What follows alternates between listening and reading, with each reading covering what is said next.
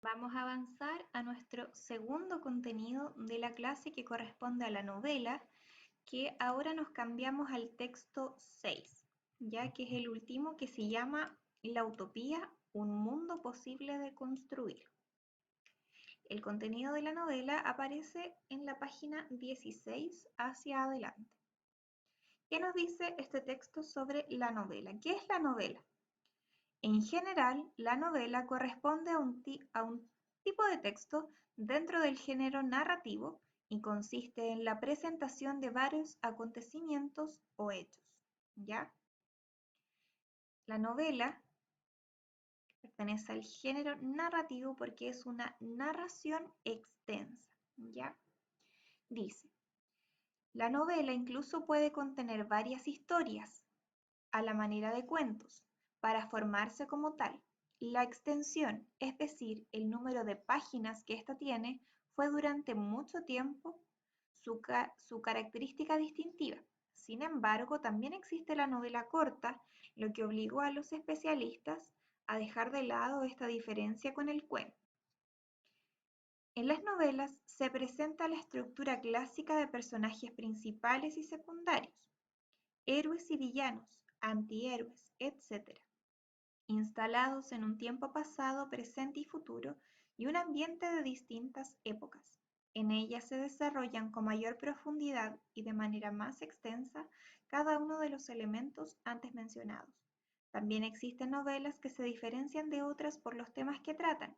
Encontramos, por ejemplo, las novelas pastoriles, policiales, de terror, de caballería, etc. ¿Ya?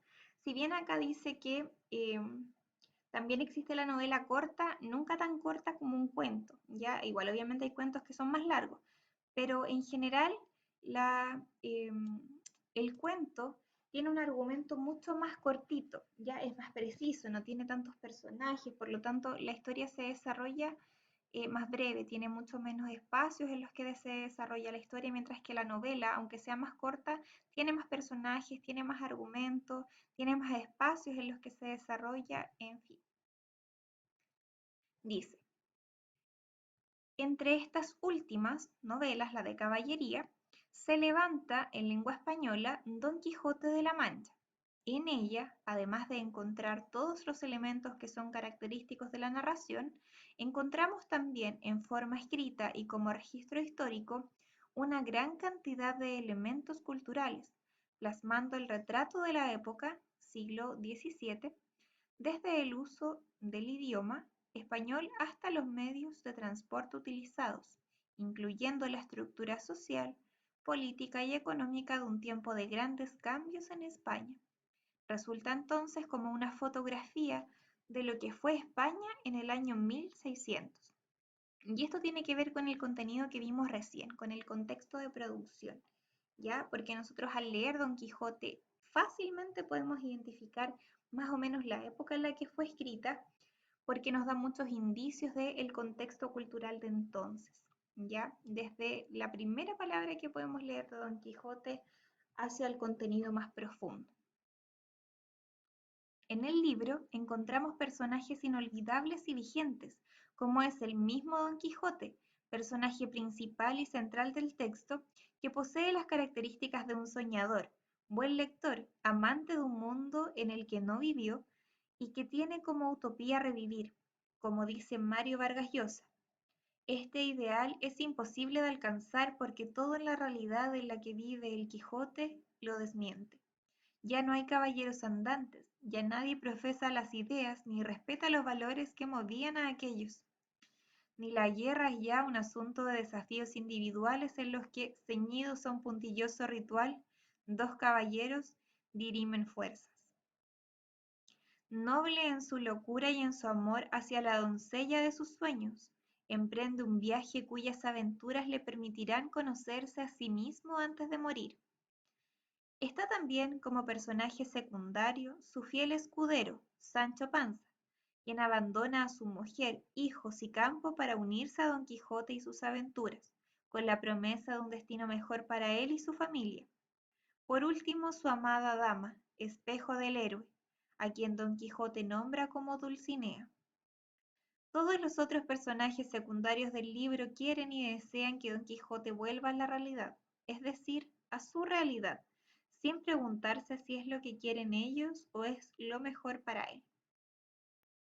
Como señala Vargas Llosa, el mundo que Don Quijote anhela nunca existió en la realidad, solo en la imaginación, en las leyendas y las utopías que fraguaron los seres humanos para huir de algún modo de la inseguridad y el salvajismo en que vivían y para encontrar refugio en una sociedad de orden, de honor, de principios, de justicieros y redentores civiles, que los desgraviara de las violencias y sufrimientos que constituían la vida verdadera para los hombres y las mujeres del medioevo, es decir, alcanzar una utopía. ¿Y qué es lo que es una utopía? Es el ideal, es lo que nosotros soñamos con algo, un mundo perfecto donde no hay nada que dificulte, nada que eche a perder esa perfección. Tenemos acá el texto aplicando el aprendido, que no sé si lo vamos a alcanzar a hacer por honor al tiempo.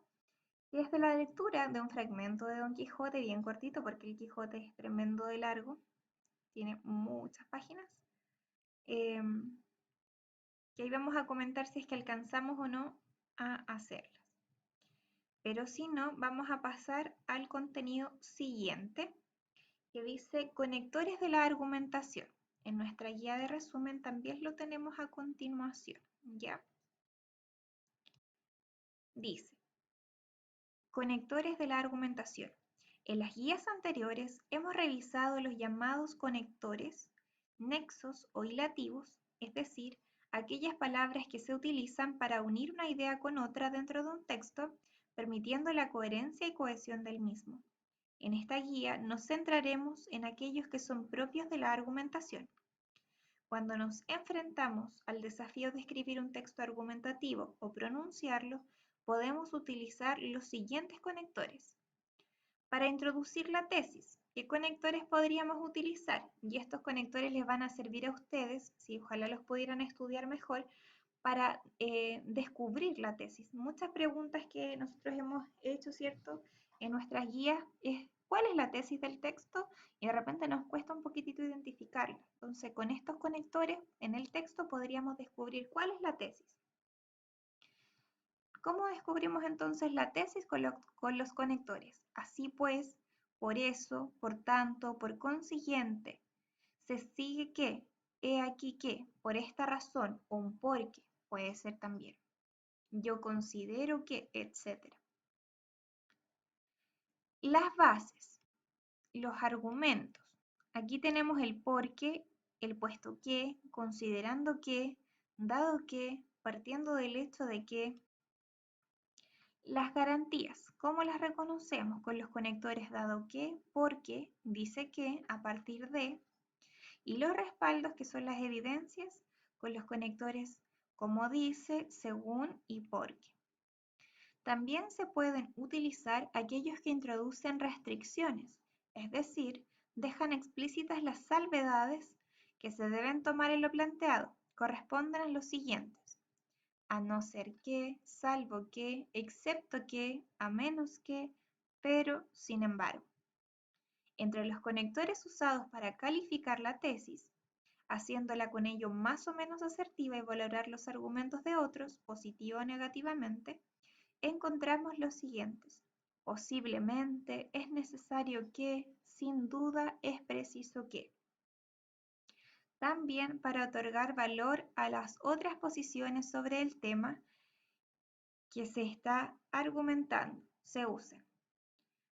Aciertan cuando afirman, se equivocan cuando dicen.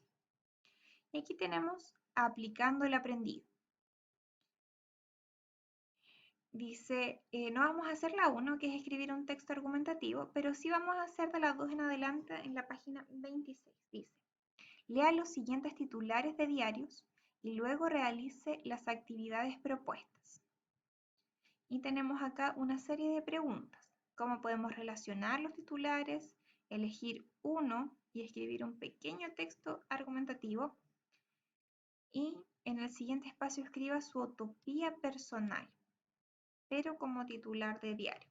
son unas actividades cortísimas, ¿ya? Así que para ello les voy a dar solamente 15 minutos y continuamos después. Este mismo texto está en nuestra guía de trabajo, que es lo que me interesa que hagamos y que podamos revisar.